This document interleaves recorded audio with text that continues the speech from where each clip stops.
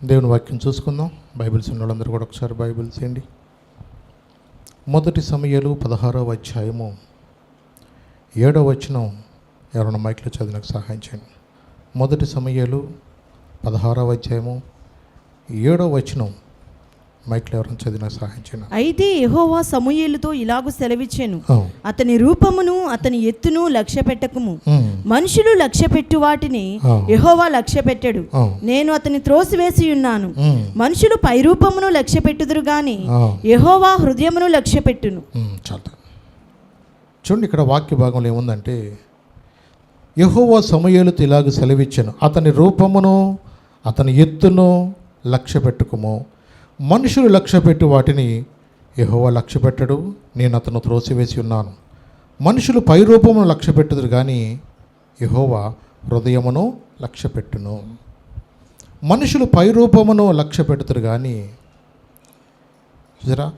మనుషులు పై రూపం లక్ష్య పెట్టుదురు కానీ యెహోవా హృదయమును లక్ష్య పెట్టును. నిజమే.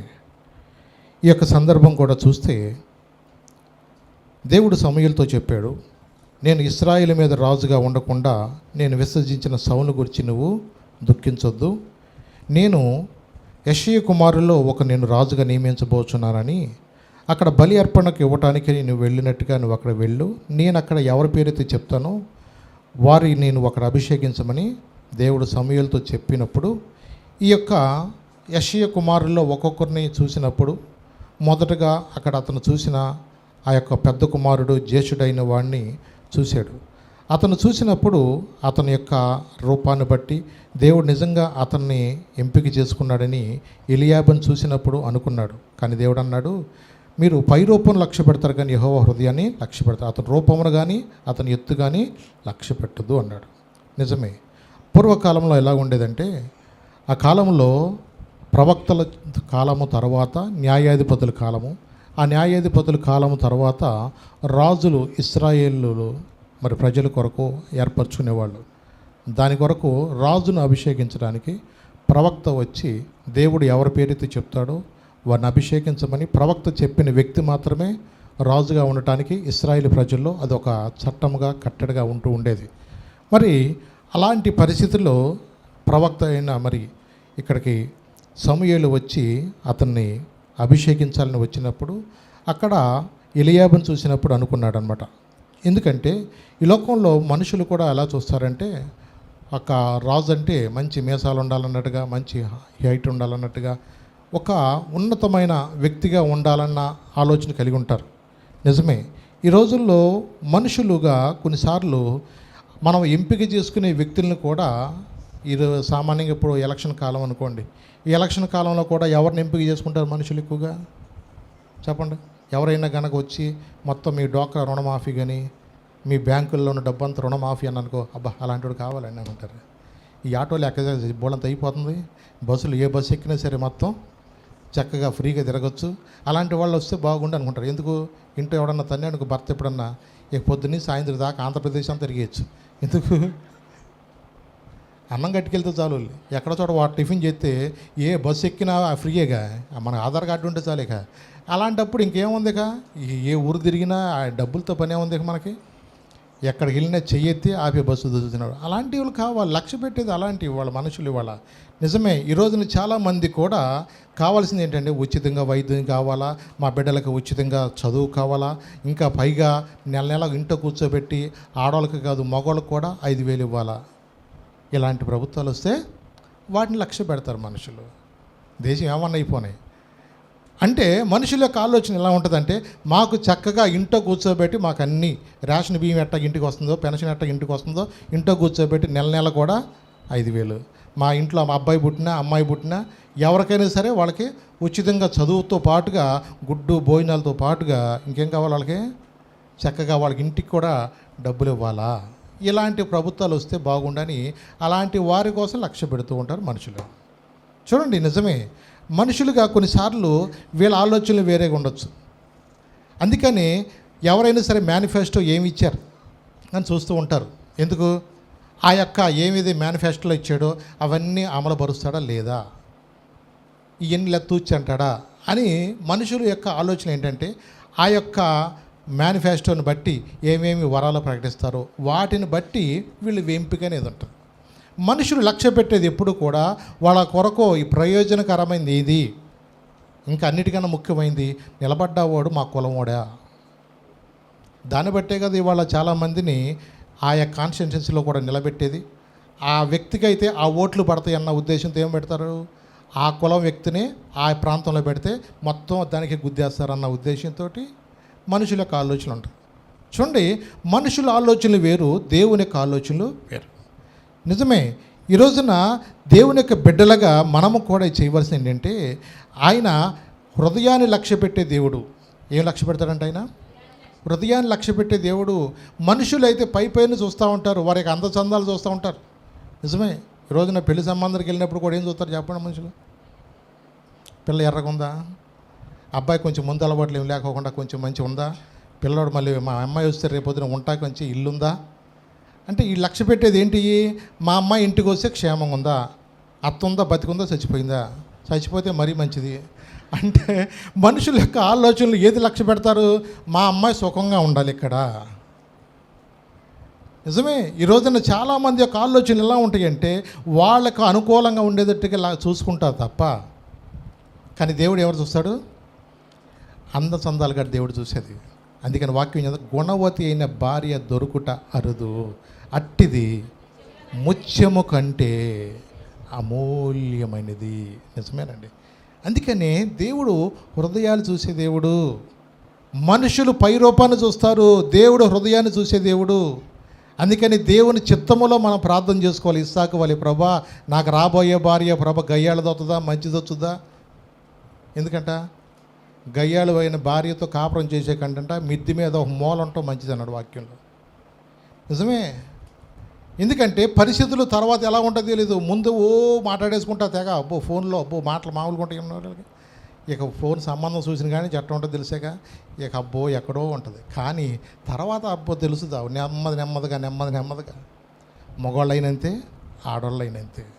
నిజమే, ఇవాళ చాలామంది నిజంగా కుటుంబాల్లో ఇలాంటివన్నీ కూడా భేదాలు వస్తున్నాయి. అంటే వీళ్ళు ఏదో మనుషులు చెప్పిన దాన్ని బట్టి, కొంతమంది చెప్తారు సంబంధం బా ఎర్రగా ఉందో దొండపండులాగా ఉందంటారు.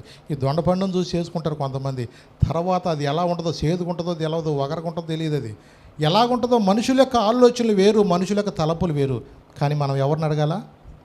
దేవుని సన్నిధిలో మనం విచారణ చేయాలి. ప్రభా ఏది నీ చిత్తమో, అబ్రహాము 6 దినముల్లో ఇలేదును పంపించి దేవుని చిత్తము కొరకు ఎదురు చూసినట్లుగా మన జీవితాలు ఏదైనా సరే, రేపొద్దున నువ్వు పొలంలో విత్తనాలు వేయాలన్నా, నీ బిడ్డలు ఏదైనా కాలేజీలో జరిపించాలన్నా, అలాగే నీకు ఏదైనా సరే జాబుకు వెళ్ళాలన్నా, ఏ పని చేయాలన్నా మనం మొదట చేయాల్సింది ఏంటి తెలుసా? దేవుని సన్నిధిలో విచారణ చేయాలి. దావీదు ప్రతి సందర్భంలో కూడా అందుకని దేవుని సన్నిధిలో ప్రభా నిన్ను వెళ్ళమంటావా, ఇది చేయమంటావా అని దేవుని సన్నిధిలో ఏం చేశాడైనా విచారణ చేసి ప్రార్థన చేసి ముందుకు వెళ్ళేవాడు. నిజమే, అలాగ మనం ఎప్పుడైతే దేవుని చిత్తానుసారంగా ముందుకెళ్తామో దేవుడు నిజంగా తప్పకోకుండా మన పక్షాన ఆయన కార్యం చేస్తాడు. నిజమే, ఆ కాలంలో న్యాయాధి ప్రవక్తల కాలం తర్వాత న్యాయాధిపతుల కాలం వచ్చేసింది. ఈ న్యాయాధిపతుల కాలంలో కూడా సమూయేలు ఉన్నంత వరకు చాలా న్యాయం పరిపాలన బాగుండి ఉండేది. కానీ తర్వాత ఈ సమూయేలు యొక్క కుమారులను ఆ యొక్క స్థానంలో న్యాయాధిపతులకు నిలబెట్టినప్పుడు వాళ్ళు సమూయేలు వంటి వారు కాదంట. అంటే సమూయేలు వంటి యథార్థంగా నీతిగా న్యాయంగా వాళ్ళు లేదు. వాళ్ళ యొక్క మార్పు ప్రవర్తన అనేది సరిగ్గా నచ్చక వాళ్ళందరూ ప్రజలు అన్నారు, అయ్యా నీ వంటి వారు కాదయ్యా వీళ్ళు. చూద్దాం ఒక్క వాక్య భాగంలో కూడా 1 సమూయేలు 8వ అధ్యాయము 1 నుంచి కొంచెం 2 వచనం చదివాను. 1 సమూయేలు 8వ అధ్యాయము 1-2 వచనం. సమూయేలు వృద్ధుడైనప్పుడు తన కుమారులను ఇశ్రాయేలుల మీద న్యాయాధిపతులుగా నియమించెను. అతని జ్యేష్ఠ కుమారుని పేరు యోవేలు, రెండవ వాని పేరు అబియా. వీరు బెయేర్షెబాలో న్యాయాధిపతులుగా ఉండిరి. అతని కుమారులు అతని ప్రవర్తనను అనుసరింపక ధనాపేక్షకులై లంచములు పుచ్చుకొని న్యాయమును త్రిప్పివేయగా ఇశ్రాయేలీయుల పెద్దలందరూ కూడి రామాలో సమూయేలు నద్దకు వచ్చి చిత్తగించుము, నీవు వృద్ధుడవు, నీ కుమారులు నీ ప్రవర్తన వంటి ప్రవర్తన గలవారు కారు గనుక సకల జనుల మర్యాద చొప్పున మాకు ఒక రాజును నియమింపము, అతడు మాకు న్యాయము తీర్చునని అతనితో అనిరి. చాలు చూడండి, ఇక్కడ మనం చెప్పబడినట్లుగా సమూయేలు యొక్క కుమారులు యోవేలు, రెండవ వాని పేరు అబియా. వీళ్ళు నీ వంటి ప్రవర్తన వారు కారు గనుక సకల జనుల మర్యాద చొప్పున మాకు ఒక రాజును నియమించు, అతడు మాకు న్యాయము తీరుస్తాడు అతనితో చెప్పాడు. అప్పుడు సమూయేలు అన్నాడు, అయ్యా రాజు అంటే సామాన్యం కాదు. ఒకసారి రాజు అయినాక తెలియకోకుండా అతనిలో చాలా అహం రావచ్చు, స్వార్థం రావచ్చు, అధికారం యొక్క మరి దుర్వినియోగం అవ్వచ్చు. అతను మీ పిల్లలందరినీ కూడా ఒకవేళ పనివాళ్ళుగా ఉంచుకోవచ్చు. కిందకి వెళితే 10వ వచనం నుంచి కూడా ఒక మాట చదువుదాం. అక్కడ సమూయేలు తనను రాజును అడిగిన జనులకు యెహోవా మాటలన్నీ వినిపించి ఇలాగున చెప్పెను, మిమ్మును ఏలబోవు రాజు ఎట్టివాడగుననగా అతడు మీ కుమారులను పట్టుకుని తన రథములను తోలుటకును తన గుర్రములను కాపాడుటకును వారిని ఉంచుకొనును. కొందరు అతని రథముల ముందర పరుగెత్తుదురు, మరియు అతడు వారిని తన సైన్యంలో సహస్రాధిపతులుగాను పంచదశాధిపతులుగాను నియమించును. తన భూములను దున్నుటకును వాటి పంటను కోయుటకును తన యుద్ధాయుధములను తన రథముల సామాన్లను చేయుటకును వారిని ఏర్పరచుకొనును. ఇలాగూ మిమ్మల్ని చాలా ఒక బానిసలుగా మేము వాడుకోవచ్చు. ఒక రాజు అంటే నాకేంటి, నాకు అధికారం ఉంది కదా అన్న ఆలోచన చేత తన ఇష్టానుసారంగా ప్రవర్తించవచ్చు. తనకు అనుకూలం ఉన్న వాళ్ళకి అనుకూలంగా, మా పార్టీ వాళ్ళకి అధికారం అన్నట్టుగా, ఒకవేళ మా పార్టీ వాళ్ళు కాకపోతే వాళ్ళని చెరసాల్లో పెట్టడం, ఏదో ఒక విధంగా వాళ్ళని తీసుకెళ్ళి ఇబ్బందులు పెట్టడం, ఇలాంటివన్నీ కూడా అధికారం వచ్చిన తర్వాత మనుషుల యొక్క మార్పు అనేది మనం గమనిస్తూ ఉంటాం. నిజమే, ఆ దినంలో కూడా మరి రాజు మాకు కావాలని మీరు అనుకుంటున్నారు కాబట్టి దేవుని సన్నిధిలోకి వెళ్ళి ప్రార్థన చేస్తే దేవుడికి ఒక మాట చెప్పాడు. చూద్దాం అక్కడ కూడా ఆ మాటలు కూడా 20వ వచనం చదువునా, జనములు చేయు రీతిని మేమును చేయనట్లు మాకు రాజు కావలెను, మా రాజు మాకు న్యాయము తీర్చును, మా ముందర పోవచ్చు అతడే మా యుద్ధములను జరిగించుననిరి. సమూయేలు జనుల యొక్క మాటలన్నిటిని విని యెహోవా సన్నిధిని వాటిని వివరిస్తే గనుక యెహోవా నీవు వారి మాటలు విని వారికి ఒక రాజును నియమించుమని సమూయేలునకు సెలవీయగా, సమూయేలు మీరందరూ మీ గ్రామములకు పొండని ఇశ్రాయేలులకు సెలవిచ్చెను. అది మీరు మీ గ్రామాలకు వెళ్ళిపోండి, దేవుడు చెప్పినట్లుగా మీకు ఒక రాజును నేను నియమిస్తాను. ముందే చెప్తున్నాను, రాజులు అన్న వాళ్ళు వాళ్ళ ఇష్టానుసారంగా వాళ్ళు రేపొద్దున మారచ్చు. వాళ్ళ ఇష్టానుసారంగా వాళ్ళు మిమ్మల్ని ఒకవేళ పనివారుగా వాడుకుంటారో తెలియదు, మీ యొక్క మరి ఒక బానిసలుగా వాడుకుంటారో తెలియదు. ఏది చెప్పితే అది చేయటానికి అన్నీ మీరు సిద్ధపడి ఉండాల్సిందే. న్యాయాధిపతుల కాలంలో మనం చూస్తే ఎలా ఉండేదంటే, ఆ కాలంలో న్యాయాధిపతులుగా వాళ్ళు ఏదైనా ఒక నష్టం జరిగినప్పుడు కానీ, వారికి ఏదైనా ఇబ్బంది కలిగినప్పుడు కానీ, వాళ్ళకి ఏదైనా అన్యాయం జరిగితే దాని విషయంలో వాళ్ళు ఏం చేసేవాళ్ళు అంటే న్యాయం కొరకు వాళ్ళు వెళుతూ ఉండేవాళ్ళు. ఏదైనా పోలీస్ స్టేషన్కి ఎప్పుడు వెళ్తాం చెప్పండి, మనం ఎవరైనా సరే ఒక పోలీస్ స్టేషన్ కానీ ఒక కోర్టు కానీ ఎవరైనా సరే వెళుతున్నప్పుడు వారికి ఏదైనా సరే అన్యాయం జరిగినప్పుడు ఆ అన్యాయం గురించి చెప్పుకుంటానికి పోలీస్ స్టేషన్ కానీ కోర్టు కానీ వెళుతూ ఉంటారు. లేకపోతే అందరూ బాగుంటే ఏ గోళ లేదు. కానీ అనుకోకుండా కొన్నిసార్లు ఈ రాజరికం అనేది వాళ్ళలో వచ్చినప్పుడు ఏమలో ఉంటుందంటే పదవీ కాంక్ష ఉంటుంది. రాజరికం ఏమొస్తుంది వల్ల పదవీ కాంక్ష వస్తుంది. ఈ పదవీ కాంక్ష అనేది మనుషుల్లో ఎలా ఉంటుందంటే వాళ్ళ ఇష్టానుసారంగా వాళ్ళు జీవిస్తారు. కొన్నిసార్లు మనం అనుకోవచ్చు, న్యాయం ఎక్కడ ఉందండి ఇవాళ, మేము ఇవాళ ఇలాగో మా ఎన్నో మాటలు విని నిజంగా ఇలాగో మాకు మేనిఫెస్టోలో చెప్పిందని బట్టి మాకు ఇలా చేస్తారు అలా చేస్తారు అనుకుని మేము ఎంతో నమ్మి ఓట్లేసాము, ఇవాళ మాకు న్యాయం జరగట్లేదు అని ఈ ప్రజాస్వామ్యంలో మనమేమనుకుంటాం, ఈ రోజుల్లో నిరసన తెలియజేయడానికి మనకి హక్కు ఉంది. మనకి ఏదైనా కనుక ఒకవేళ మనకి నష్టం జరుగుతున్నప్పుడు మన నిరసన తెలియజేస్తాం. అలాగూ కొన్నిసార్లు ప్రజాస్వామ్యంలో మనం ఉన్నాం కాబట్టి మనకు రాజ్యాంగం ఇచ్చిన హక్కులను బట్టి ఏదైనా మనకి ఇబ్బంది అయినప్పుడు దానిని నిరసన తెలియజేస్తాము. పార్లమెంట్లో కానీ శాసనసభలో కానీ వెళ్ళినప్పుడు మనం నిలబెట్టిన శాసనసభ్యులు కానీ ఎంపీలు కానీ వాళ్ళు ఏం చేస్తారంటే పలానా ప్రాంతంలో అన్యాయం జరుగుతుంది, దాని గురించి మీరు ఏం చర్య తీసుకుంటారని వాళ్ళు అక్కడ అందరూ కూడా పార్లమెంటు సభ్యులు కానీ శాసనసభలో కానీ వారిని అడుగుతూ ఉంటారు. చూడండి, ఇలాగూ మన ప్రజాస్వామ్యంలో ఉన్నాం కాబట్టి మనకు కూడా ఎలా ఉంటుందంటే 5 సంవత్సరాలకు ఒకసారి ఏం చేస్తాం మనము? ఎన్నికలు అనేవి జరుగుతూ ఉంటాయి కదా. ఈ 5 సంవత్సరాలకు ఒకసారి మనకు ఎన్నికలు జరిగినప్పుడు మనకు కూడా ఎవరిని ఎన్నుకోవాలో, ఎవరిని పంపించేయాలో అది మన మనసులో పెట్టుకుంటాం.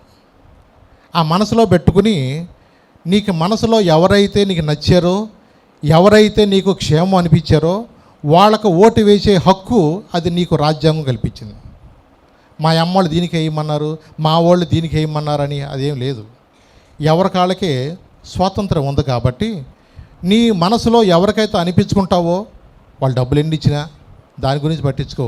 నీ మనసులో ఎవరికైతే నువ్వు వెయ్యాలనుకున్నావో వాళ్ళకే నువ్వు వేస్తావు ఓటు.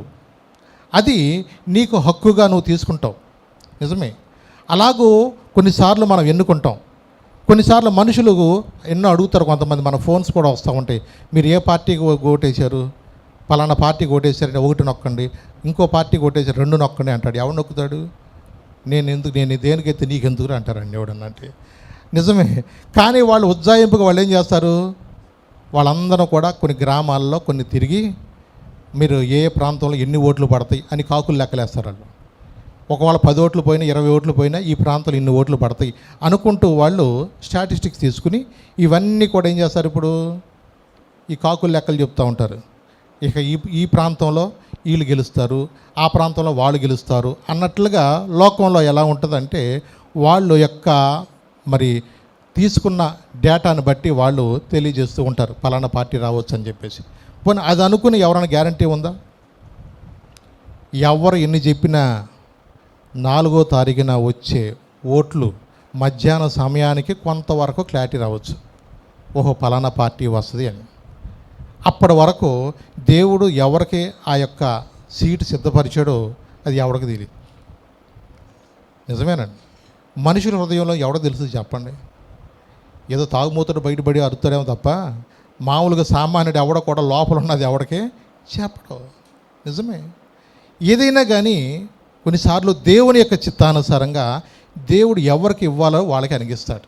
నిజమే. ఎందుకంటే భూమి మీద నీతి న్యాయములు జరిగించేవాడు ఒక ఆయన ఉన్నాడు.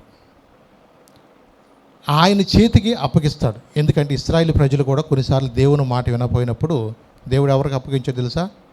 నెబుకద్నెజర్ చేతికి అప్పగించాడు ఇశ్రాయేలు ప్రజలను. ఎందుకు? 1 సంవత్సరం కాదు, 2 సంవత్సరాలు కాదు, 70 సంవత్సరాలు వాళ్ళని బబులోనికి చెరగా వాళ్ళు వెళ్ళిపోబడారు. ఎందుకంటే తన ప్రజలను కూడా ఎందుకు దేవుడు అలాగూ శత్రువుల చేతికి అప్పగించాడంటే దేవుని యొక్క మాట వినుకోకుండా, దేవుని చిత్తము చేయకోకుండా, దేవునికి వ్యతిరేకంగా ఎప్పుడైతే ఇశ్రాయేలు ప్రజలు ఉన్నారో దేవుడు వారిని శత్రువుల చేతికి అప్పగించాడు. ఏదేమైనా దేవుడు తన ప్రజల విషయంలో ఆయన ఒక భారం కలిగి ఉండే దేవుడు. దేవుడు నిజంగా తన ప్రజలు ప్రేమించే దేవుడు. మనం ఇప్పుడైనా ఉపవాసం ఉండి యోవేలు ప్రవక్త చెప్పినట్లుగా కన్నీరు విడుచుతూ మనం మనస్ఫూర్తిగా మనం ప్రార్థన చేస్తే ఆయన కరుణా వాత్సల్యం కలిగిన వాడు. మీ యొక్క వస్త్రములు కాక మీ హృదయంను చింపుకొని ఆయన తట్టు మీరు తిరగండి. ఆయన ఎప్పుడైతే ఆయన తట్టు తిరుగుతాడో ఆయన మీ యొక్క జీవితాన్ని మార్చగలిగిన వాడు. అందుకనే మనం ఎలా ప్రార్థన చేయాలా? మన కుటుంబాలుగా మనం ప్రార్థన చేయాలి. దేవుడు మన విషయంలో ఎన్నో ప్రణాళిక కలిగి ఉన్నాడు. ఆయన యొక్క ప్రణాళికలో మనం ఉన్నప్పుడు దేవుని యొక్క చిత్తానుసారంగా మనకి ఎవరున్న అధికారులు కావాలో ఆయన ఇస్తాడు. నువ్వు విన్నాను అనుకో, మనం ఎన్నో ఆలోచనలను కలిగి ఉండు. దేవుడు ఎవరికి సిద్ధపరిచాడో వారికే వస్తుంది. ఒకవేళ దేవుడు శత్రువుల చేతికి అప్పగించాలనుకున్నా దేవుడు తప్పకుండా అప్పగిస్తాడు. ఎందుకంటే రండి, వినండి, రక్షణ పొందండి, మారు మనసు పొందండి, ఇదే అనుకూల సమయం అన్నప్పుడు ఎవడన్నా ప్రార్థన రండిరా బాప్తిసం తీసుకుంటారా మారు మనసు పొందని ఎవడు వింటాడా? ఏనాడు? గుడికి వెళ్ళారా కాళ్ళు ఇరుగుతాయి అనే రోజులు వస్తే తప్ప అప్పుడు ప్రార్థన గుర్తురాదు చాలామందికి. ఎక్కడైనా మందిరాల మీద మైకి మోగిందా మిమ్మల్ని ఊరుకోమని చెప్పేసి ఆ రోజులు వస్తే తప్ప. నిజమేనండి. అలాంటి నిజంగా పరిస్థితులు వస్తే తప్ప ఈ రోజుల్లో మనుషులు మాట వినట్లు. ఈరోజు దేవుడు ప్రేమించి మనకు ఉచితంగా ఇచ్చి మన ప్రాంతంలో స్వేచ్ఛగా దేవుని ఆరాధించుకునే కృప మనకి ఇచ్చినప్పుడు మనుషులు ఈరోజు విలువ తెలుస్తుందని ఎందుకో తెలిసే ఇదంతా కూడా. రేపటి దినమందు మనమందరము కూడా ఈ ఎండకి బోళ్ళ మంది చచ్చిపోయారు. అలాగూ ఎవరో ఒకవేళ ప్రమాద రీత్యా చనిపోకుండా ఈ మధ్య బస్సులు కూడా తెగబడిపోతున్నాయి, లోయల్లో పడిపోతున్నాయి. క్షేమం అనేది లేక 20 మంది 30 మంది ఇలా చచ్చిపోతున్నారు. ఎక్కడెక్కడో మాల్స్లోకి వెళ్ళి ఏదో ఆడుకుందామని వెళ్తే అక్కడ కొంతమంది చచ్చిపోయారు. ఇలాంటి సంఘటనలు చూస్తూ ఉంటుంటే ఎక్కడ చూసినా మరణాలు అనేది విపరీతంగా జరుగుతూ ఉన్నాయి. నిజమే. కొత్తగా పెళ్ళైన వాళ్ళు ఇంక వారం రోజులు అయిందంతే, వాళ్ళు సరదాగా వెళ్ళారు, వాళ్ళు కూడా ఆ మంటల్లో కలిపోయారు. ఇలాంటి సంఘటనలు వింటూ ఉంటుండే కొన్నిసార్లు ప్రభా మనిషి జీవితం ఏమిపాటిదే అనిపిస్తూ ఉంటుంది. నిజమేనండి. ఎందుకు? మొన్న 2 వారాల కిందట ఇరాన్ అధ్యక్షుడు ఉన్నాడు ఒక ఆయన పేరు ఇబ్రహీం రైసీ అని. ఆయన హెలికాప్టర్లో వస్తున్నాడు. ఆ పక్క ఈ పక్క 2 హెలికాప్టర్లు ఉన్నాయి. ఆ 2 హెలికాప్టర్లు ఒకే చక్కగా వెళ్తూ ఉన్నాయి. ఈ మధ్యలో ప్రెసిడెంట్ గారు ఉన్న హెలికాప్టర్లో ఆయన పైలట్ అన్నాడు వీళ్ళతోటి, కొంచెం మేఘాలయ వస్తున్నాయి కాబట్టి పైకి వెళ్దాం అని చెప్పేసి అన్నాడు. సరేలే అనుకుని వీళ్ళు 3 కూడా కొంచెం పైకి తీసుకున్నారు. కొంచెం హైట్లోకి వెళతా ఉన్న సమయంలో వీళ్ళ దగ్గరకి మేఘాలయం రాలేదు, కానీ ఈ రైసీ అనే ఇరాన్ అధ్యక్షుడు వెళ్ళే హెలికాప్టరు మేఘంలో అది వెళ్ళింది. సామాన్యంగా మేఘాలు గుండా ఈ ఏరోప్లేన్స్ కానీ హెలికాప్టర్స్ వెళ్ళేటప్పుడు కొంచెం ఇలా అంటూ ఉంటాయి. ఆ కుదుపులు కొంచెం వస్తూ ఉంటాయి మేఘాల్లో వెళ్ళినప్పుడు. పైన మా సామాన్యంగా ఏరోప్లేన్లు వెళ్తే 35,000 30,000 పైన వెళ్తూ ఉన్నప్పుడు ఆ మేఘాలు ఎక్కడో చూస్తే కొన్ని ఉంటాయి, కొన్ని మేఘాలు పైన తగులుతూ ఉంటాయి. ఆ మేఘాల్లోకి మళ్ళీ కొన్నిసార్లు మనం వచ్చినప్పుడు ఏమవుద్దంటే ఆ కుదుపులకి కొంచెం ఇలా గిలగిల అంటది, ఏమైనా ఉద్యమం భయం వేస్తూ ఉంటుంది. కానీ ఏమవుదో అలవాట్లో అలాగే మేఘాల్లో కూడా మన విమానాలు దాటిపోతూ ఉంటాయి. ఆ మేఘాల్లో వెళ్ళినప్పుడు ఏం జరిగిందో కానీ సామాన్యంగా మేఘం నుంచి బయటకు వచ్చేస్తామని ఎవరైనా అనుకుంటారు. కానీ ఆ మేఘం ఉన్న సమయంలో ఇది కామ్గా కింద పడిపోయింది. వీళ్ళిద్దరూ అలా ముందుకు వెళ్ళిపోయారు. పక్క 2 హెలికాప్టర్లు ముందుకు వెళ్ళిపోయినాయి. ఈ మేఘం వచ్చి ఈ మనిషిని కనబడకుండా చేసింది.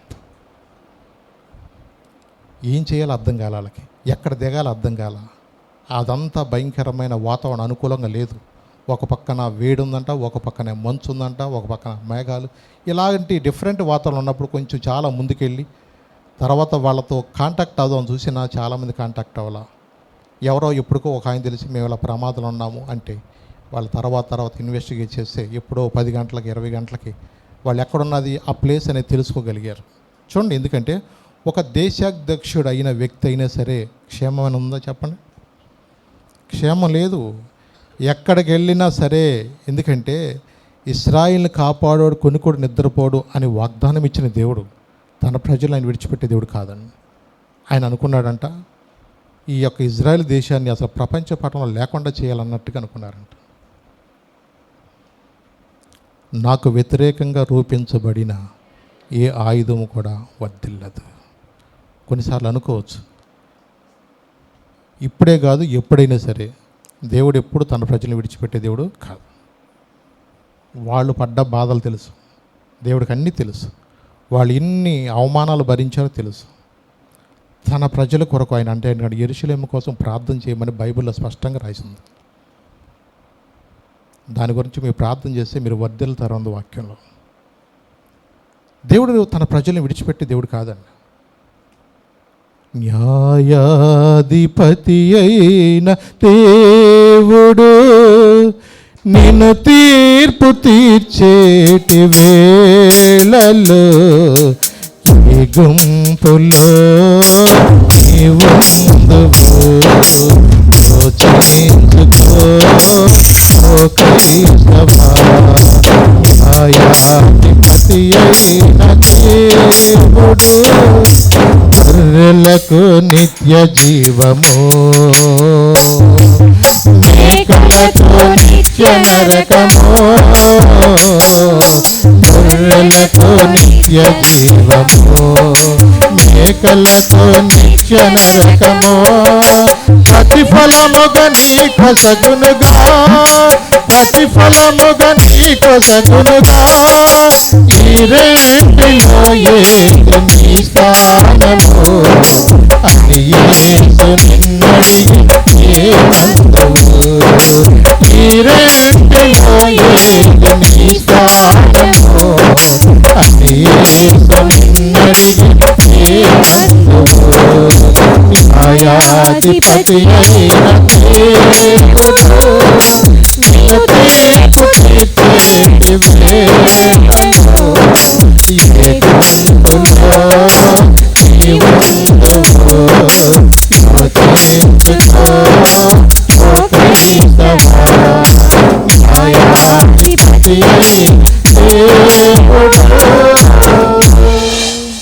దేవుడు తప్పకుండా న్యాయం చేసే దేవుడేనండి. నిజమే. తన ప్రజలకు ఏది అవసరం ఆయనకు తెలుసండి. ఆయన 9వ అధ్యాయంలో దేవుడు బెన్యామీను గోత్రం నుండి సౌలుని ఏర్పరచున్నట్లుగా మనం చదువుతాం. అక్కడ మొదటి నుంచి చదువునాను, మొదటి 2 వచనాలు అక్కడ. అఫీయకు పుట్టిన బెకోరోతు కుమారుడైన ఆ. సెరెరోరుకు జననమైన అబియేలు కుమారుడగు ఆ. కీషు అను బెన్యామీనీయుడు ఒకడుండెను. ఆ. కీషు భాగ్యవంతుడగు ఒక బెన్యామీనీయుడు. ఆ. అతనికి సౌలు అను ఒక కుమారుడుండెను. ఉమ్. అతడు బహు సౌందర్యము గల యవ్వనుడు. ఆ. ఇశ్రాయేలీలో అతని పాటి సుందరుడొకడునూ లేడు. ఆ. అతడు భుజములు మొదలుకుని పైకి ఆ. ఇతరుల కంటే ఎత్తుగలవాడు. చాలా సౌలు అనే ఒక భాగ్యవంతుడు, అతడు బెన్యామీయుడు. అంటే కీషు భాగ్యవంతుడు ఒక బెన్యామీయుడు ఉన్నాడు. అతనికి సౌలను ఒక కుమారుడు. అతడు బహు సౌందర్యం గల యవనస్తుడు. ఇశ్రాయిల్లో అతని పాటి సుందరుడు ఒకడునూ లేడు. అతని భుజములు మొదలుకొని పైకి ఇతరుల కంటే ఎత్తుగలవాడు. అంటే ఇతని యొక్క స్టోరీ అంతా మనకు తెలుసు. తండ్రి యొక్క గార్ధబొమ్మలు అంటే గాడిదలు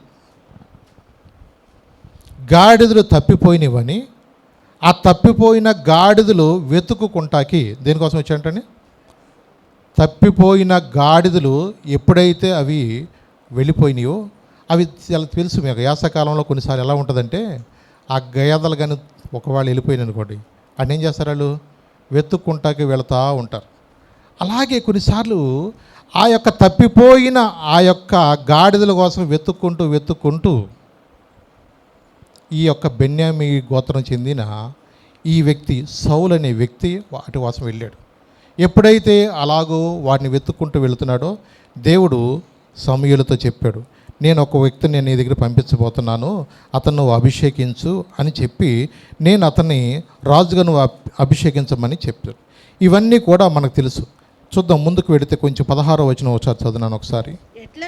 ఎట్లనగా నా జనుల మొర్ర నా యొద్దకు వచ్చెను, ఆ, నేను వారిని దృష్టించి ఉన్నాను. ఆ. కాగా ఫిలిష్తీయుల చేతిలో నుండి నా జనులను విడిపించుటకై ఆ. నా జనులైన ఇశ్రాయేలీయుల మీద ఆ. వారిని అధికారినిగా అభిషేకించుటకు గాను ఆ. రేపు ఈ వేళకు నేను బెన్యామీను దేశంలో నుండి ఆ. ఒక మనుషుని నీ యొద్దకు రప్పించుదును. ఆ. సౌలు సమూయేలునకు కనబడగానే ఆ. యెహోవా ఇతడే నేను నీతో చెప్పిన మనిషి, ఇదిగో ఆ. ఇతడే నా జనులను ఏలునని అతనితో సెలవిచ్చెను. చాలానా. అంటే ఆ దినముల్లో ఎలా ఉండేదంటే, ప్రవక్తలతో దేవుడు మాట్లాడి ఎవరినైతే అభిషేకించమన్నారో వాళ్ళను మాత్రమే ప్రవక్తలు చెప్పిన వ్యక్తే రాజుగా ఉండేవాడు. ఒక్కసారి రాజు అయిన తర్వాత ఆ వ్యక్తికి ఎలా ఉంటుంది తెలుసా, శాశ్వతంగా నేనే రాజుగా ఉండాలనుకుంటారు. గాడిదలు ఎత్తుకొని, కుక్కలు ఎత్తుకొని, ఏమన్నా ఎత్తుకొని, అప్పుడు దాకా ఆడు ఏమన్నా చేయని ఆయన తీసుకొచ్చి సింహాసనం మీద ఎక్కితే ఎట్టుంటుంది?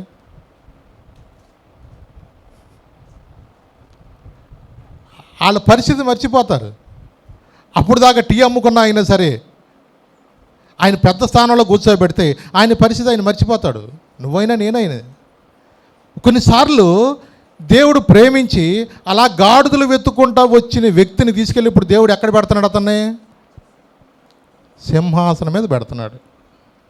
ఈ సింహాసనం మీద పెట్టినప్పుడు సామాన్యంగా అతనికి ఎలా ఉంటుంది? నేను రాజును. ఇప్పుడు దాకా మన ఇంట్లోకి వచ్చి మజ్జిగ తాగినాడు కూడా అక్కడికి వెళ్ళి ఏదైనా నీ ఇంట్లో పని ఉంది, లేదంటే మీ ఇంటి పక్కన గొడవ అయిందో, లేదా నీకు ఏదైనా పట్టా పుస్తకాల్లో తేడా వచ్చిందో, ఏదైనా నీ సమస్య చెప్పుకోవాలంటే మళ్ళా పిలిస్తే వచ్చి మజ్జిగ తాగి నీ సమాధానం చెప్తాడా? గెలిచిన తర్వాత నిన్నటిదాకా భుజమే చేసాడుగా, నీ పక్కనే కూర్చున్నాడుగా, సెల్ఫీ దిగాడుగా. అది అప్పుడు ఒక కథ. ఇప్పుడు కథ మారింది. చూడండి, గెలిచిన వ్యక్తిలో తెలియకోకుండా ఏమొస్తుంది తెలుసా? ఒకలాంటి నేను ఎన్నుకోబడ్డాను, నాకు 5 సంవత్సరాల దాకా నాకేమీ తిరుగులేదు, ఇక నేను చెప్పింది జరగాలి. ఏ వ్యాపారం చేసేవాడైనా నాకు కమిషన్ ఇవ్వాలా, ఏ అపార్ట్మెంట్ కట్టేవాడైనా, ఏ రోడ్లు వేసేవాడైనా, ఏ ఇసుక తోలేవాడైనా ఏం చేయాలా? నా సెలవు లేకుండా ఏది చేయటానికి వెళ్ళలేదు. ఒక్కసారి చెప్పానంటే అంటే మనుషుల్లో ఎలా ఉంటుందంటే నేను అనే గర్వం వస్తుంది. చూడండి, ఇక్కడ సౌలు యొక్క జీవితంలో రాజుగా ఎన్నుకొనబడిన తర్వాత ప్రారంభం బాగానే ఉంది, కానీ అతని ముగింపు బాగోలేదు. ప్రారంభం బాగానే ఉంది. దేవుని యొక్క ఆత్మచేత నింపబడిన వ్యక్తిగా కొన్నిసార్లు సౌలు మాట్లాడుతుంటే ప్రవక్తలో కూడా ఒక ప్రవక్తగా ఉన్నాడేమో అన్నట్టుగా అతని యొక్క మాట తీరుండేది. అంతగా దేవుని యొక్క ఆత్మచేత నడిపించబడిన వ్యక్తి కూడా కాలక్రమేణా తనలోకి ఎలా వచ్చేసిందంటే తెలియకోకుండానే దేవుని మాటకు అవిధేయత చూపించటం, సొంత ఆలోచనలు బట్టి నడుచుకుంటాం, ఇక నాకు తిరుగులేదులే అన్న మనసు అనేది తనలోకి ఎప్పుడైతే వచ్చిందో వాక్యం ఏం చెప్తుంది తెలుసా? నాశనానికి ముందు గర్వం నడుస్తుందంట, పడిపోటానికి ముందు అహంకారమైన మనసు నడుస్తుందంట. నిజమే, అలాంటి యొక్క మనసు అనేది చాలామందిలో కనపడుతూ ఉంటుంది. నిజమే. మరి హిట్లర్ కాలంలో జర్మనీలో పాలించిన ఒక నియంత ఉన్నాడు, హిట్లర్ అనే వ్యక్తి. ఆ వ్యక్తి కూడా ఎలా ఉన్నాడంటే నిజంగా ఇశ్రాయేలు ప్రజలను నిజంగా అనేక మందిని చంపించేశాడు. ఎందుకంటే ఆ కాలంలో వాళ్ళు అనుకునేవాళ్ళు ఆర్యులు మాత్రమే మీ ఉన్నత జాతి, మిగతా వాళ్ళందరూ కూడా తక్కువ వాళ్ళు అన్నట్టుగా అలాంటి మనసు వచ్చేది.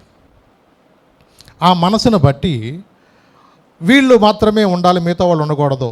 కొన్నిసార్లు యుద్ధాలలో కూడా ఇశ్రాయేలుల వల్ల మేము ఓడిపోయామని ఎవరో చెప్పబట్టి ఇక వాళ్ళ మీద కక్ష పెంచుకుని నిజంగా వాళ్ళు 1,000,000 మంది ప్రజలు పైన ఈ జర్మనీలో ఉంటూ ఉండేవాళ్ళు.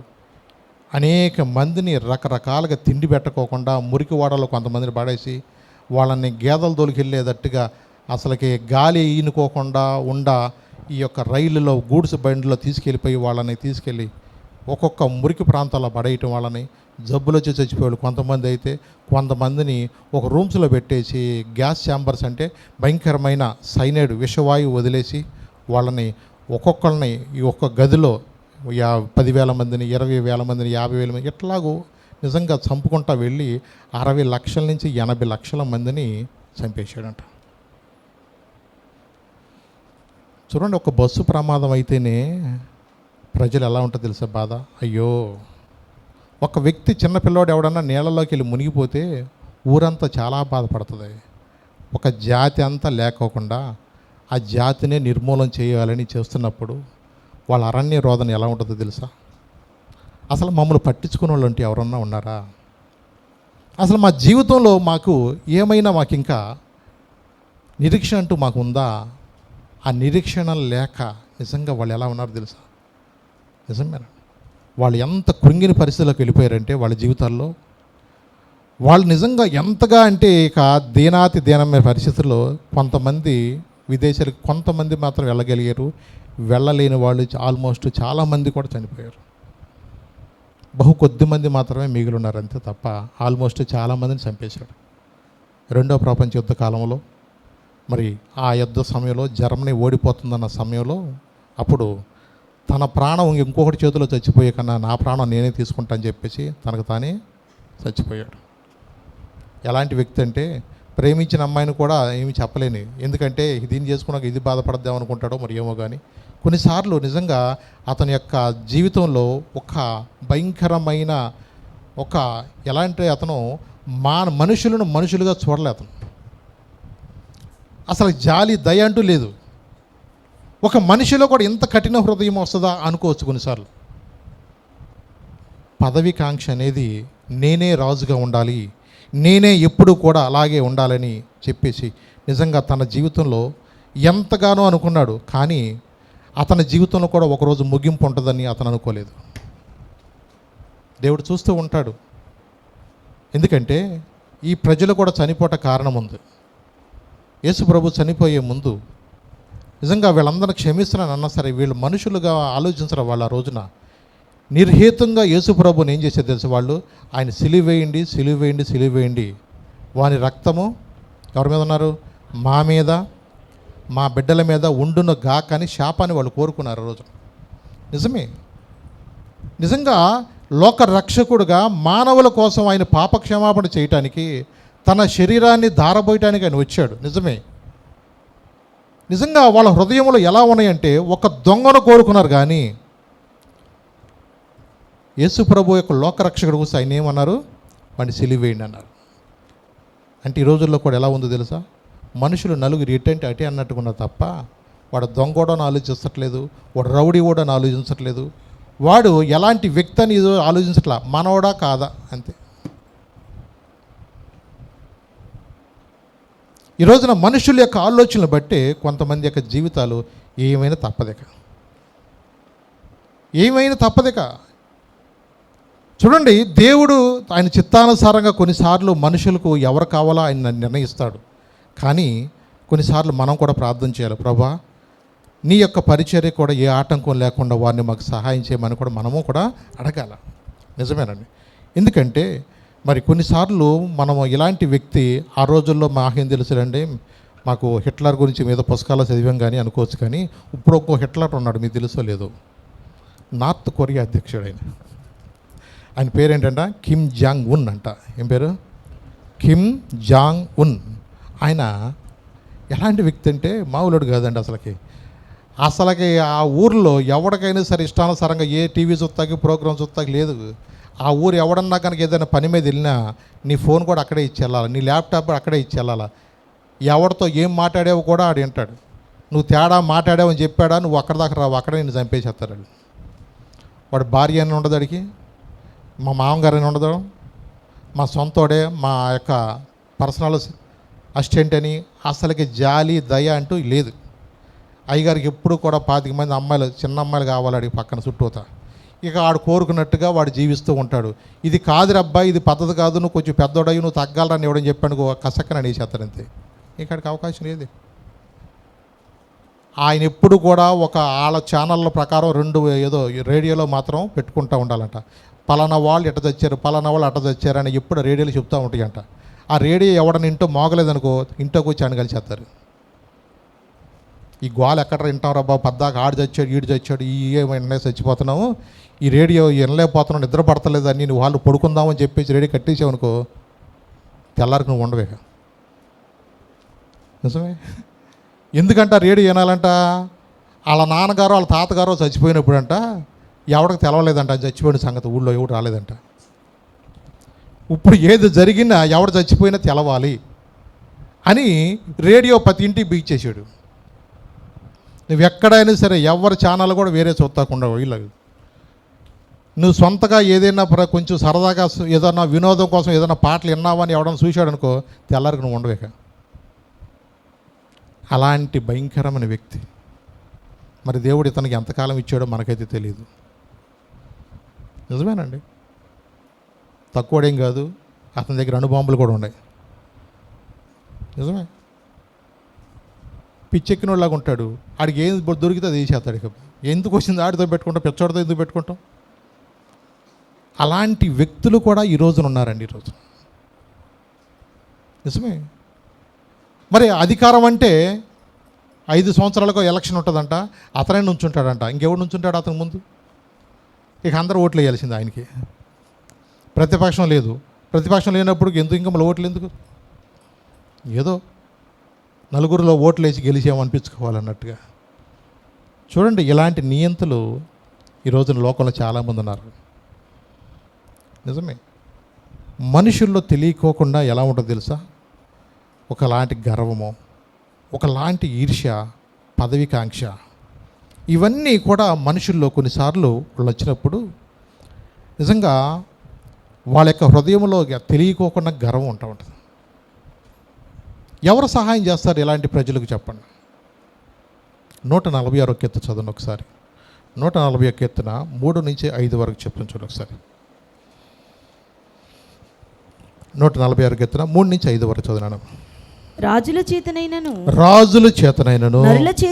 నరుల చేతనైనను రక్షణ కలుగదు. వారి నమ్మకొనకుడి వారి ప్రాణం కూడా వెడలిపోతాయి. వారు మంటి పాలగుతారు. వారి సంకల్పంలో కూడా ఆ రోజు నశించిపోతాయి. ఎవరికి యాకోబు దేవుడు సహాయుడు, ఎవరికైతే యాకోబు దేవుడు సహాయుడగునో, ఎవడు తన దేవుడైన యెహోవా మీద ఆశ పెట్టుకుంటాడో వాడు ధన్యుడు. రాజుల వల్ల కాదండి. ఈ రోజున మనం అనుకోవచ్చు మా పార్టీ వచ్చింది మొత్తం ఇక మనందరికి ఉచితంగా ఇల్లు ఇచ్చేస్తాను అనుకోవచ్చు. అది అంతే, ఎవడు వచ్చినంతే. నీ బాధ నా బాధ తప్పదు.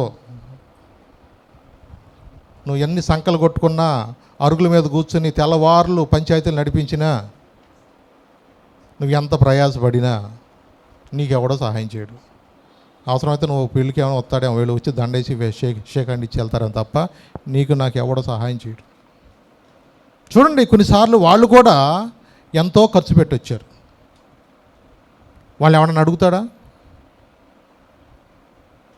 మేము ఊరికినే నీకు ఓటేసామని ఎవడన్నా అడుగుతాడో చెప్పండి?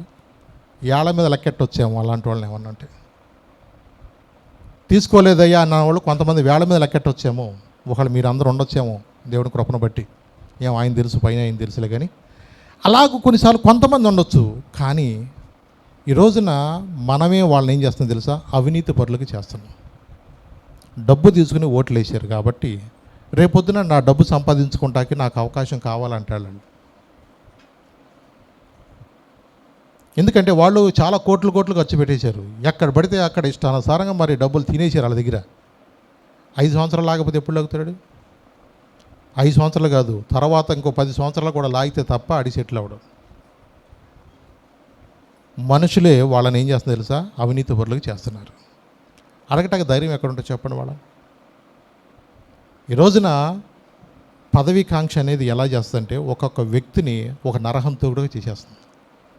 అందుకని సమూయేలు భయపడిపోతున్నాడు.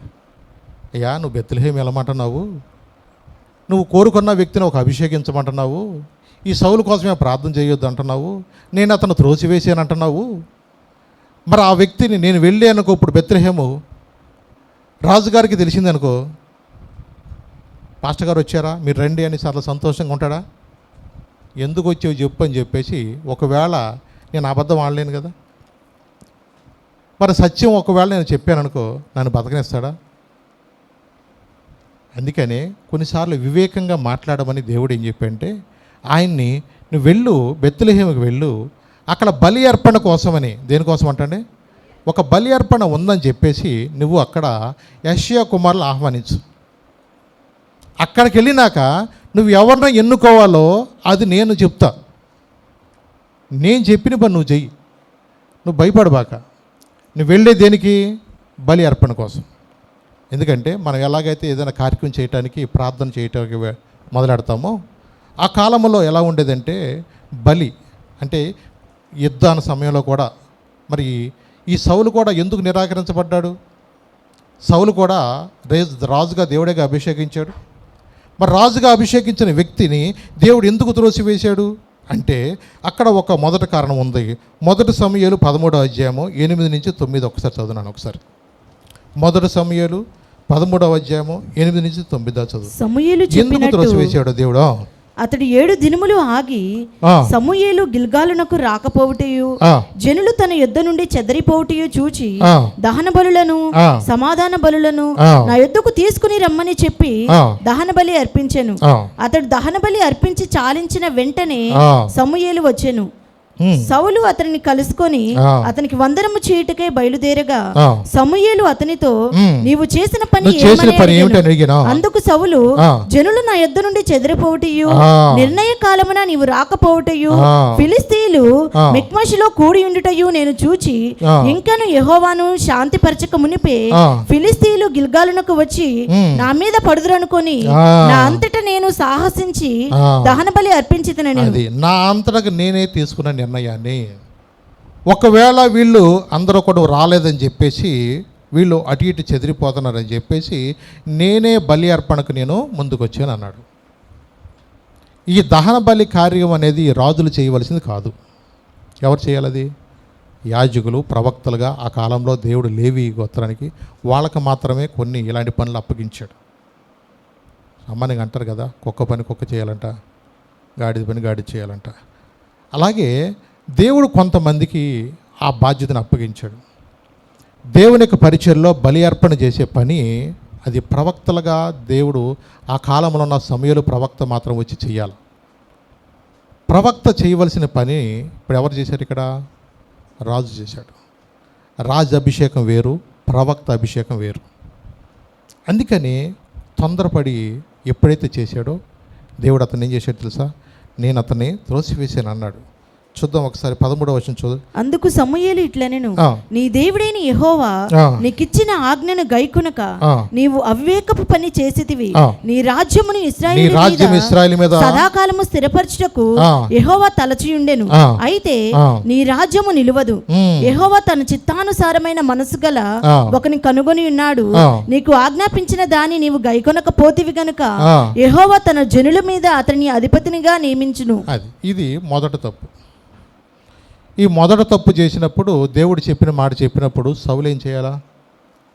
అయ్యా నన్ను క్షమించు, బుద్ధి తక్కువ నేను చేశాను, ఇంకొకసారి కూడా ఎప్పుడు కూడా నువ్వేది చెప్తే నేను చేస్తానయ్యా, నన్ను రాజుగా అభిషేకించింది నీవు, నన్ను ఈ స్థానంలో కూర్చోబెట్టింది దేవుడు, నువ్వు చెప్తే దేవుడు మరి నన్ను ఈ స్థానంలో ఉంచాడు, నేను అవివేక పని చేశాను, నన్ను క్షమించు అని అడగాల్సిన వ్యక్తి అతను క్షమాపణ కోరలేదు. పైగా ఆ రాజరికం ఉండగానే దేవుడు ఇంకో మాట చెప్పాడు. ఎక్కడ? తర్వాత మీరు 15వ అధ్యాయంలో 2వ వచనం 3వ వచనం చదువునాను ఒకసారి. సైన్యములకు అధిపతియగు యెహోవా సెలవిచ్చినదేమనగా, ఆ. అమాలేకీలు ఇశ్రాయేలులకు చేసినది నాకు జ్ఞాపకమే. ఆ. వారు ఐగుప్తులో నుండి రాగానే ఆ. అమాలేకీలు వారికి విరోధులై మార్గమందు వారి మీదికి వచ్చిరి గదా. కాబట్టి ఆ. నీవు పోయి కనికరింపక అమాలేకీలను హతము చేయుచు ఆ. పురుషులనేమి స్త్రీలనేమి బాలురనేమి ఆ. పసిపిల్లలనేమి ఎద్దులనేమి గొర్రెలనేమి ఒంటెలనేమి గార్ధబొమ్మలనేమి అన్నిటినీ హతము చేసి ఆ. వారికి కలిగినదంతయు బొత్తిగా పాడు చేసి ఆ. అమాలేకులను నిర్మూలన చేయమని చెప్పాను. అమాలేకులు బొత్తిగా నువ్వు నిర్మూలన చేయమని దేవుడు చెప్పాడు. మరి చేశాడా? తన సొంత ఆలోచన బట్టి బాగున్నాయన్నీ కూడా ఉంచుకున్నాడు, చచ్చుపోచ్చు అంతా తీశాడు. ఎందుకంటే దేవుడు ఒక మాట చెప్పాడు. 15వ అధ్యాయంలోనే కొంచెం ముందుకు వెళితే 22వ వచనం ఉందన్నమాట.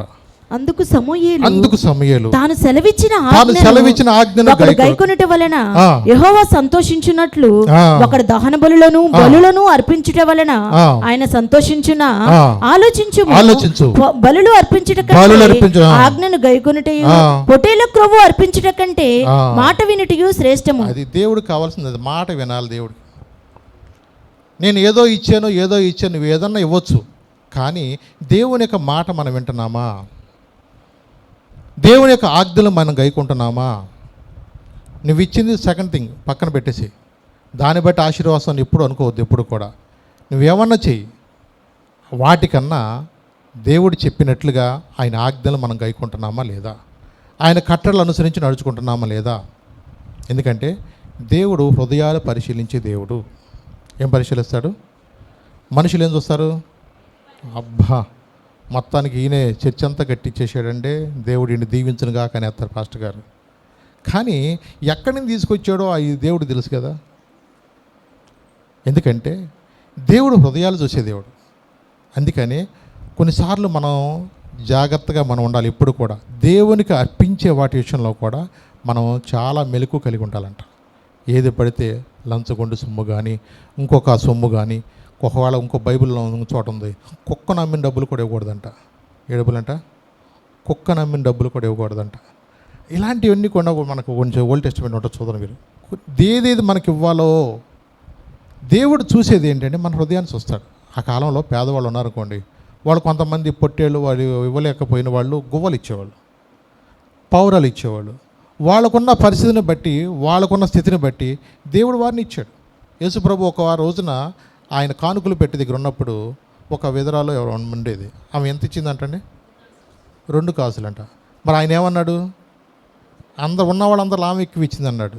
ఒక్కొక్కళ్ళు ఏమో నోట్లు కట్టలేస్తూ ఉంటుంటే వాళ్ళు అనలేదు, కానీ ఏమన్నాడు? ఈమె జీవనం అంతా వేసింది దానిలో అన్నాడు. అంటే ఇక ఆమె ఉన్నది ఆ రోజున 2 కాసులు తింటాకి. కానీ దేవుడే చూసుకుంటాడు రేపొద్దున దేవుడే నా జీవితం చూసుకుంటాడు. తనకున్నది అలా వేసేసింది అంతే. కొన్నిసార్లు నిజమేనండి, కొన్నిసార్లు దేవుడు మనుషులు పైరూపాన్ని చూస్తారు, కానీ దేవుడు ఏం చూస్తాడంటే హృదయాన్ని లక్ష్య పెడతాడు. మనుషులు నిజమే కొన్నిసార్లు పైరూపాన్ని చూస్తారు, మనం అలాగ నిజమే లోకానుసారంగా మనం కూడా ఇలాగ మనుషుల యొక్క పైని చూస్తూ ఉంటాం ఇవాళ. కానీ దేవుడు హృదయాలు చూసే దేవుడు. ఎందుకంటే ఆయన ఆకాశం నుండి నరులందరినీ కూడా ఏం చేస్తున్నాడు? ఆయన పరిశీలన చేస్తున్నాడు. అందుకని సౌలును రాజుగా దేవుడు ఎన్నుకున్నాడు. దేవుడు చెప్పిన మాట వినుకోకుండా అతను ఏం చేశాడు? ప్రవక్త చేయవలసిన బలి అర్పణ కార్యక్రమంలో ప్రవక్త చేయవలసిన పని తను చేశాడు. దేవుడు అక్కడిని త్రోసివేశాయని చెప్పాడు. రెండో అవకాశం ఇచ్చాడు అక్కడ. అమాలేకీలు వాళ్ళు మనకెంత నష్టం చేశారు కాబట్టి అమాలేకీలు అనేవాడు ఎవడు లేకుండా చేయమన్నాడు. చూడండి, ఒక ట్విస్ట్ ఏంటంటే ఆఖరిలో ఈ యొక్క సౌలు యొక్క తలకాయ కూడా తీసేసిన వాడిలో కూడా ఎవడున్నాడు తెలుసా? అమాలేకుడే. ఎవడో తెలుసా? అమాలేకుడే. ఆడి చేతుల నుంచి వచ్చాడు ఆ రోజు. ఈయన కత్తి వెట్టుకు మీద పడిపోయి ప్రాణం సావక, ఒరే నేను నా ప్రాణం బాట్లేదురా, ఆడి చేతుల్లో చచ్చాకన్నా నువ్వు చంపారని ఎవడు చెప్పాడు? ఈ అమాలేకుడికే చెప్పాడు. ఏ అమాలేకుడిని బ్రతికించాడో ఆ అమాలేకుడు ఆడి మెడకాయ మీద తలకాయ తీసాడు. నీ జీవితంలో నా జీవితంలో కూడా ఏ అమాలేకి స్వభావం అయితే దేవుడు తీసేసేమన్నాడో దాన్ని తీసేసుకుంటే మంచిది. వాళ్ళట్టలేరా వీళ్ళట్టలేరా ఒకళ్ళతో వద్దు. దేవుడు వారందరి క్రియలు బట్టి విచారించేవాడు కాదు. ఏమన్నాడు? వాని క్రియలు బట్టి నేను వాటికి జీతం ఇస్తున్నాడు. ఎవడో సంగతి అనవసరం. కొన్నిసార్లు మనం ఒకరికి తీర్పులు బాగానే తీరుస్తాం, కానీ దేవుని ఎదుట మనం అందరం కూడా నిలబడాల్సిన వారు. నిజమేనండి. దేవుడు ఎందుకు దావీదుని ఎన్నుకున్నాడు? తన మనసులో ఎలా ఉంటుంది తెలుసా? ఎప్పుడు కూడా దేవుని స్తుతించి దేవుని ఆరాధించాలని, దేవుని ఘనపరచాలనేదే మనసు. స్తుతి అనేదంట స్థితిని మారుస్తుందంట. తన జీవితంలో కొన్నిసార్లు దేవుని ఎప్పుడు ఆరాధించాలని, దేవుని ఘనపరచాలని, తను ఎలాగైతే దేవుని మహింపరచాలని సితారాతో తీసుకుని చమత్కారంగా వాయిస్తూ ఉండేవాడు. చక్కగా పాటలు పాడుకుంటూ ఉండేవాడు. దేవుని ఆత్మచేత నింపబడాలని ఆశ కలిగి ఉండేవాడు. కొన్నిసార్లు అనుకోకుండా సింహం వచ్చింది, ఎలుగుబండి వచ్చింది, తెలియకోకుండానే వాటిని కూడా చంపేశాడు. అదే విశ్వాసంతో గొల్లియాతును కూడా చంపించాడు. నిజమేనండి. దేవుడు నిజంగా అభిషేకించాడు, వచ్చాడు. ఆఖరి వాడు ఉన్నాడు, కడసార ఉన్నాడు ఆడుకు వచ్చాడు, నేను కోరుకున్నవాడు అతనే అని చెప్పాడు. మరి ఎమ్మటే రాజరికం వెళ్ళటానికి అన్న అవకాశం దొరుకుద్దా? నేను రాజుగా ఉండగా ఇంకొక రాజు ఎలా ఉంటాడు అంటాడా? చెప్పండి. మన యేసుప్రభు పుట్టినప్పుడు కూడా ఉంది కదా, ఏముంది? ఏమంటాడు అక్కడ? చూడండి, అతను నేను రాజుగా ఉన్నప్పుడు ఇంకొక వేరొక రాజు ఎలా పడతాడు యూదుల్లోంచి? 2 సంవత్సరాల మగపిల్లలందరూ చంపేసేయండి అన్నాడు. రాజు ఒక శాసనాన్ని తయారు చేస్తే ఇక ఏంటో మగపిల్లలు ఉంటాకి వెళ్ళేది. ఎందుకంటే మగపిల్లలు రాజు అవుతారన్న ఉద్దేశంతో మగపిల్లలు చంపేసేయమనేవాళ్ళు. అలాగే ఆ రోజుల్లో కూడా ఐగుప్తులో వీళ్ళు సంతానం అంతా పెరిగిపోతుంది, వీళ్ళకి హెబ్రీల్లో ఎవరు కూడా మగవాళ్ళు ఉండకూడదు, మంత్రసాలను పిలిపించి పుట్టినప్పుడు వాళ్ళని చంపేసేయండి అనేవాడు. నిజమే. పదవికాంక్ష ఎంతగా ఉంటుందంటే, ఒకవేళ ఆ ఇంట్లో కనుక ఒకడు రాజు అయ్యాడు అనుకోండి, నేను చచ్చిపోతే నా తమ్ముడు అవుతాడేమో అని ముందు తమ్ముడు కూడా చంపేస్తాడు. సొంత తండ్రిని చంపి రాజులు లేరా? మీరు ముస్లిమ్స్ వాళ్ళ చూడండి, ఔరంగజేబు వాళ్ళ చరిత్రలో కూడా చూసుకోండి. ఈ పదవి అనేది నాకు ఎవడైనా కొట్టేస్తాడేమో అని చెప్పేసి వాళ్ళ యొక్క వంశంలో ఎవడ లేకుండా మొగలు కూడా చంపేసేస్తారు. నిజమే. ఆ విధంగా సౌలు యొక్క వంశంలో ఒక్క మగవాడు కూడా లేకుండా పోయాడు. పోయినసారి చెప్పాను. మరి ఎవ్వరు కూడా లేరు. రిస్బా యొక్క బిడ్డలో, అలాగే తర్వాత మీకాల సహోదరి ఉంది కదా, మయకన పేరు, అంటే సౌలు యొక్క కుమార్తె, పెద్ద కుమార్తె పిల్లలు 5, రిస్బా 2 పిల్లలు, 7 కూడా ఏమైపోయారు? ఉరిదీయబడ్డారు. ఇప్పుడు సౌలు వంశంలో ఎవడన్నా ఉన్నాడంటే ఎవడున్నాడు? ఇంకా కుంటోడు తప్ప ఎవడలేడు. దేవుడు ఒక వ్యక్తిని త్రోసివేస్తే ఆ వంశం నిలబడదు. దేవుడు కోరుకున్న వ్యక్తి కనుక ఉంటే, దేవుడు హృదయానుసారుడిగా జీవిస్తే, దావీదు యొక్క సింహాసనం దేవుడు నేను స్థిరపరుస్తానని చెప్పాడు. హల్లెలూయా. నిజమేనండి. జీవము గల దేవుడు మనతో ఉన్నప్పుడు ఈ లోకములో ఆయన నిన్ను రక్షణించే దేవుడు, నిన్ను కాపాడే దేవుడు అండి ఆయన. నా తల్లియు నా తండ్రియు ఒకవేళ విడచినను, నా తల్లియు నా తండ్రియు ఒకవేళ విడచినను, ఆపత్కాలమున చేయి విడువకను, యెహోవా నన్ను చేరదీయును, ఆపత్కాలమున చేయి విడువకను,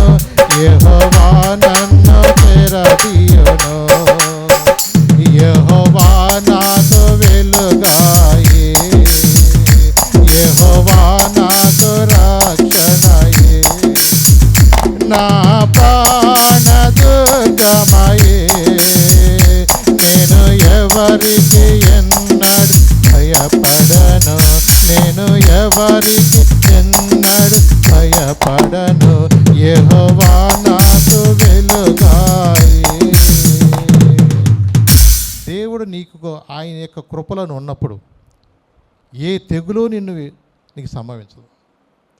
ఇంకొక మాట మీకు చూపిస్తాను. కీర్తనకారుడు 27వ కీర్తన 1 నుంచి 3 వచనాలు చదవండి. దావీదు ఎంతగా దేవుని స్తుతిస్తాడు, ఎంత ధైర్యము దేని బట్టో చూద్దాం. కీర్తనకారుడు 27వ కీర్తన 1 నుంచి 3 వచనాలు చదవండి. యెహోవా నాకు వెలుగును యెహోవా నాకు ఎవరు అంటండి? వెలుగును రక్షణై ఉన్నాడు. నేను ఎవరికి భయపడతాను? యెహోవా నా ప్రాణదుర్గము. ఎవరికి వెరుతును? నా శరీర మాంసము తినుటకై దుష్టులు నా మీదకి వచ్చినప్పుడు, నన్ను బాధించు శత్రువులు నా మీదకి వచ్చినప్పుడు వారు తొట్టిల్లి కూలిరి. నాతో యుద్ధము చేయుటకు దండు దిగినను. నా హృదయము భయపడదు. నా మీదకి యుద్ధము రేగినను. దీనిలో నేను ధైర్యము విడుకొందును. నిజమేనండి.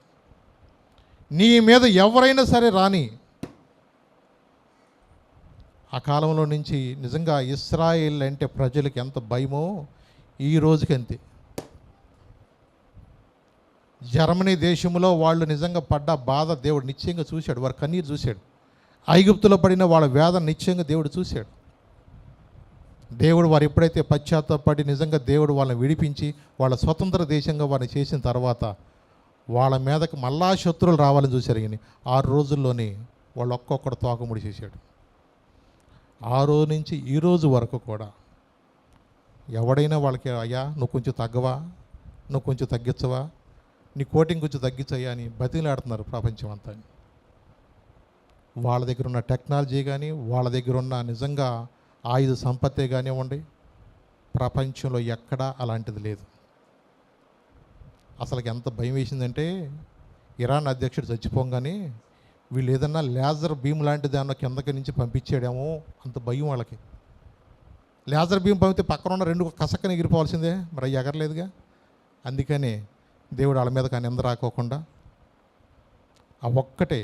ఎందుకంటే దేవుడు చెప్పాడు, దేవుడు మన పక్షంలో ఉండగా మనకు విరోధి ఎవడు?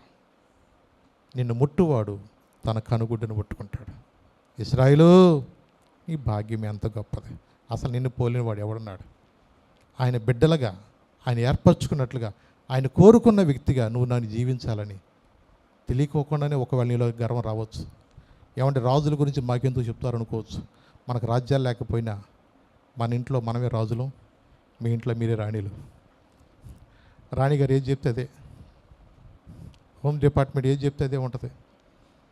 అలాగే కొన్నిసార్లు మన కుటుంబాల్లో మనమే అన్నీ అని కొన్నిసార్లు వాళ్ళు పెత్తనం చేసిన వీళ్ళు తగ్గాలి, వీళ్ళు పెత్తనం చేసిన వాళ్ళు తగ్గాలి. ఇద్దరూ చేద్దామని కుదరదు కొన్నిసార్లు. ఎందుకంటే దేవుడు ఒక ప్రణాళికతోటి దేవుడు మనల్ని అభిషేకించి ఆయన బిడ్డలుగా ఏర్పరచుకున్నాడు. మనం ఎవరో తెలుసా? మీరు రాజులైన యాజక సమూహం అన్నాడు. ఆయన పరిచర్లో దేవుని కొరకు మనం వాడబడాలని దేవుడు కోరుకున్నాడు. ఈ లోకంలో మనకన్నా గనులైన వారు ఎంతోమంది ఉన్నారు. యోగ్యత లేని మనల్ని ప్రేమించి ఆయన పాదాల దగ్గర గడిపే ధన్యత మనకిచ్చాడు. ఈ లోకంలో నిజంగా ఇది ఎంత గొప్ప ధన్యత తెలుసా? ఎంతోమందికి లేని ధన్యత ఏంటంటే యేసయ్యని కలిగి ఉండటం. హల్లెలూయా. యేసయ్యని కలిగి ఉండటం ఎంతో గొప్ప ధన్యత. ఆయన కలిగి లేక ఈ రోజున చాలామందిని అలాగే నశించిపోతున్నారు, ఆత్మహత్యలు చేసుకుంటున్నారు. మనకైతే ఎంత గొప్ప భాగ్యం అంటే, నీకే కష్టం వచ్చినా, నీకే బాధ వచ్చినా గదిలోకి వెళ్ళి డాడీ అని నువ్వు ప్రార్థన చేస్తే నీ ప్రార్థన అంటాడు. ఇర్మియా అన్నాడు కదా, నాకు మొర్ర పెట్టుము నేను ఉత్తరం ఇస్తాను. నాకు గుర్రు పెట్టమల్లా మొర్ర పెట్టమన్నాడు. కొంతమంది మొర్ర పెట్టరు, గుర్రు పెడతారు వెళ్ళి. అందుకని చాలా తేడాలు వచ్చేస్తున్నాయి అక్కడ. దేవుడు చెప్పింది ఏంటి? మొర్ర పెట్టు, నేను నీకు ఉత్తరం ఇస్తాను అన్నాడు. ఎప్పుడైతే నువ్వు ప్రార్థన చేస్తావో నీ ప్రార్థన ఆలకించే దేవుడు, నీ ప్రార్థన దాటిపోయే దేవుడు కాదు. ఆయన దావీదుని ఎలాగైతే కోరుకున్నాడో, లోకంలో ఎంతోమంది ఉన్నారు మనకన్నా గనులైన వారు, వాళ్ళందరికీ దొరకని ధన్యతను దేవుడు మనకిచ్చాడు. ఆయన పాదాల దగ్గర గడిపే ధన్యత మనకిచ్చాడు. లేచి నిలబడదాం, ప్రభు ప్రార్థన చేసుకుందాం. ప్రభా, నిజంగా ఏ యోగ్యత లేని నన్ను కోరుకున్నావయ్యా. ఈ లోకంలో ప్రభా పాపంలోను శాపం నశించిపోతున్న నా జీవితాన్ని ప్రభా నీ ప్రేమ చేత నాయన నీ యొక్క వాక్యం ద్వారా మాతో మాట్లాడచ్చు అయ్యా. నిన్ను కలిగి ఉండడం ఎంత గొప్ప ధన్యత ప్రభా. యోగ్యత లేని మా జీవితంలో నాయన మిమ్మల్ని కలిగి ఉండే ధన్యత మాకు ఇచ్చినందుకు వందనాలు ప్రభా. ప్రభా నీ ప్రేమకి వందనాలు, నీ సన్నిధికి వందనాలు. హృదయమంతటితో ప్రభు సన్నిధిలో అడుగుదాం. ప్రభా నీవు నన్ను ఆశీర్వదిస్తేనే ప్రభా, నీవు నన్ను దీవించిన ప్రభా. నిజమే ప్రభా, యాకోబు చేసిన ప్రార్థన విన్నావు తండ్రి ప్రభా, అబ్రహాము చేసిన ప్రార్థన విన్నావుతావు ప్రభా. మా ప్రార్థన దాటిపోయి దేవుడు కాదు ప్రభా. ఈ దినమందు ప్రభా నా ప్రార్థన వాళ్ళకిస్తున్నందుకు వందనాలని అడుగుతామా? ప్రభుతో చెబుతాం, ప్రభా యోగ్యత లేని నా జీవితంలో ప్రభా నన్ను ప్రేమించి ప్రభా, నాయనా నా కొరకు ప్రాణం అర్పించి ప్రభా, యుగ యుగాలు నేను నీతో ఉండాలని ప్రభా, ఆ నిత్య రాజ్యము నేను పొందుకోవాలని, నా పాపమును నా శాపమును కూడా నువ్వు సిలువలో కొట్టివేయటానికి లోకరక్షకుడికి వచ్చిన దేవా నీకు వందనాలు ప్రభా. నీ మాటలు వినటానికి, నీ వాక్యాన్ని ధ్యానించుకుంటానికి కూడా మాకు ఇచ్చిన కృపను బట్టి వందనాలు ప్రభా. ఎంత మంచి దేవుడు మాకున్న ప్రభా. నీ ప్రేమకు వందనాలు ప్రభా, నీ సన్నిధికి వందనాలు ప్రభా. తండ్రి ప్రభా ఏమిచ్చి రుణం తీర్చుకుంటాం ప్రభా.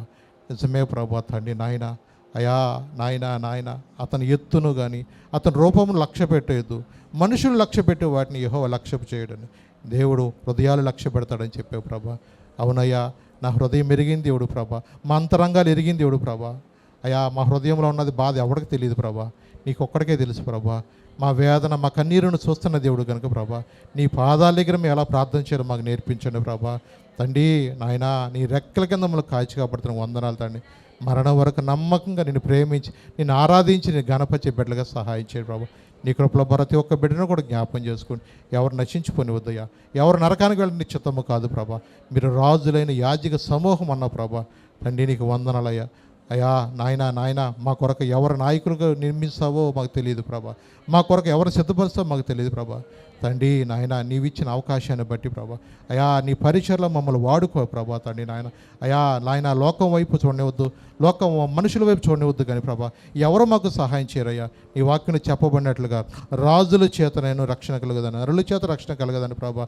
అవునయ్యా, నీవే ప్రభా. తండ్రి నాయన మమ్మల్ని రక్షించేవాడు, మమ్మల్ని కాపాడేవాడు నీవు ప్రభా, మమ్మల్ని భద్రపరచేవాడు నీవు కనుక ప్రభా. నీ కృపలో మమ్మల్ని జ్ఞాపం చేసుకున్నాడు. పరిశుద్ధుడానికి వందనాలు తండ్రి, నీ ప్రేమకు వందనాలు తండ్రి ప్రభు తండ్రి. అవునయ్యా, ఎవడు తన దేవుడైన యెహోవా మీద ఆశ పెట్టుకుంటే వాడు ధన్యుడన్నయ్య, ఎవడు యాకోబు దేవుడు సహాయకుడు వాడు ధన్యుడన్న ప్రభా. నీకు వందనాలు చెల్లించుకున్న ప్రభా. రాజుల చేత నరుల చేతనో రక్షణ కలగదు కానీ వారు నమ్ముకోవద్దన్నాడు, వారి ప్రాణం వెడలిపోవద్దు, వారి మంటి పాలవుతారంటే ప్రభా.